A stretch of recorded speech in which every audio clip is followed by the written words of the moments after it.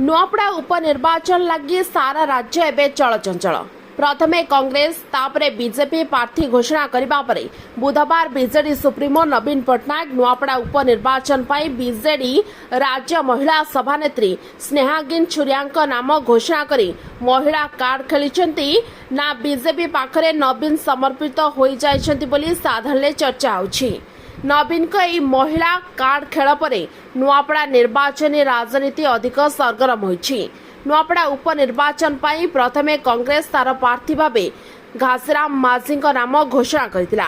या परे बीजेपी और बीजेडी प्रार्थी घोषणा को समस्ते अपेक्षा करथिले। हेले निजको बीजेडी प्रार्थी हेबा नहीं कहूथबा जय ढोलकिया हठात बीजेपी को पळाइबा और सेही दलरू प्रार्थी हेबा परे नुआपड़ा राजनीतिर समीकरण बदली जाइथिला। समस्तक नजर थिला बीजेडीर प्रार्थी घोषणा उपरे।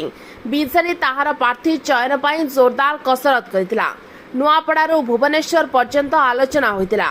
नुआपड़ार केतेक आशायी प्रार्थी भुवनेश्वर आसी नवीन निवास रे निजर दाबी जणाइथिले। हेले शेषरे नवीन पट्टनायक स्नेहागिनी नाँ रे मोहर मारिथिले। एबे राज्यर 3 प्रमुख दलर प्रार्थी मध्य स्नेहागिनी हेउछंती एकमात्र महिला। गत 2024 निर्वाचन ले एठारू कौनसी महिला प्रार्थी होई नथिबा बेले एथर नुआपड़ावासी जने महिला प्रार्थी को देखिबार संभावना रही।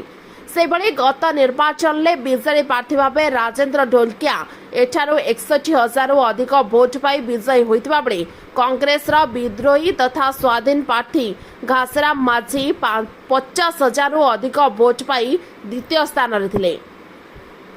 बीजेपी प्रार्थी अभिनंदन पंडा 44,000 अधिक भोट पाई तृतीय स्थान रे थिबा बेले कांग्रेस शरद पट्टनायक 15,000 सामान्य अधिक भोट पाई चतुर्थ स्थान रे थिले। राजेंद्र ढोलकिया आकस्मिक मृत्यु पर नुआपड़ारे उपनिर्वाचन हेउथबा बेले बीजेपी बीजेडी और कांग्रेस एठारू जितिबा नहीं निज निजर दाबी रखिबारे लागिछंती।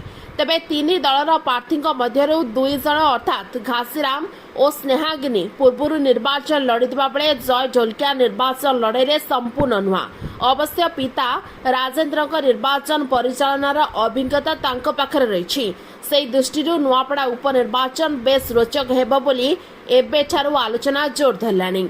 Bureau report OTV live. अधिक खबर देखिया पे ओटी लाइव को सब्सक्राइब करंतु एवं ए खबर को अधिक शेयर करंतु।